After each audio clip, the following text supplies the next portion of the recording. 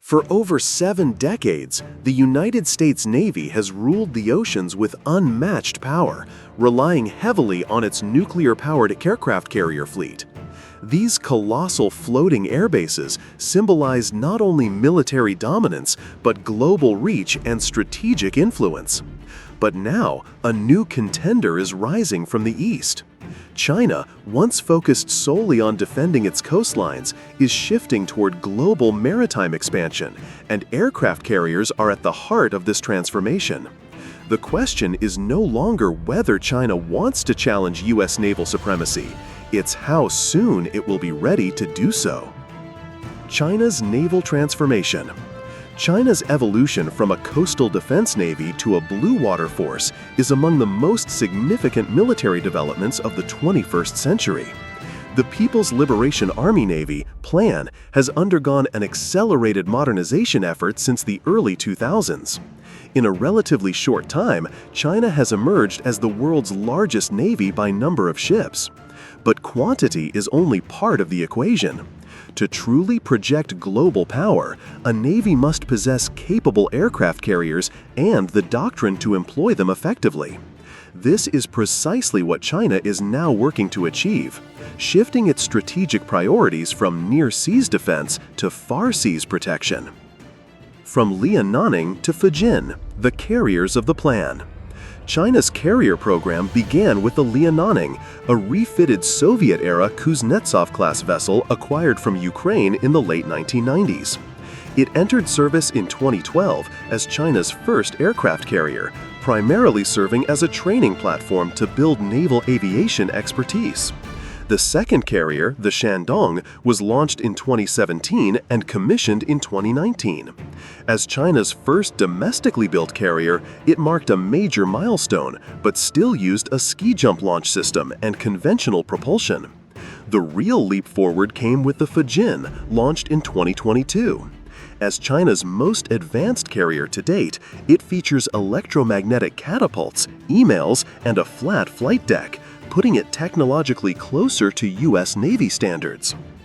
Comparing carrier technology. Although the Fujian demonstrates significant progress, China's carriers are still conventionally powered, unlike the nuclear propulsion systems that give U.S. carriers unlimited range and endurance. American carriers, particularly the Ford class, are capable of launching more aircraft, sustaining longer deployments, and coordinating complex global operations. The use of emails on the Fujian is a major step, but the ship's combat readiness remains untested. Furthermore, its air-wing capacity is estimated at around 60 aircraft, compared to 75 or more on a U.S. supercarrier. While China is narrowing the technological gap, the U.S. still maintains advantages in propulsion, scale, and integrated combat systems. The aircraft, J-15 versus F-35C. The effectiveness of a carrier depends heavily on the aircraft it can deploy. China currently uses the J-15 Flying Shark, a carrier-based fighter derived from the Russian Su-33. Though powerful, it lacks stealth and has operational limitations when launched from ski jump carriers. In contrast, the U.S. Navy operates the F/A-18 Super Hornet and has already deployed the stealthy F-35C, which brings advanced avionics, sensor fusion, and networked warfare capabilities. China is developing the next-generation J-35, a stealth carrier-based fighter that could close the gap, but it's still in testing. Additionally, China is working on carrier-based drones, which could significantly boost strike range and surveillance capabilities in future conflicts. Building the Carrier Strike Group. A modern aircraft carrier is never alone. It is protected by a Carrier Strike Group, CSG, that includes destroyers, frigates, submarines, and support ships. China is building these components rapidly, particularly with the development of the Type 055 destroyer, one of the world's most advanced surface combatants. With phased array radars, long-range missile capabilities, and robust air defense systems, the Type 055 is designed to escort and protect carriers in contested environments. Still, operating a CSG requires seamless integration, training, and joint operations experience. areas where the U.S. Navy maintains a significant edge, forged through decades of real-world missions and multinational exercises. Global logistics and power projection. One of the most critical, yet often overlooked advantages of the U.S. Navy is its global logistics network.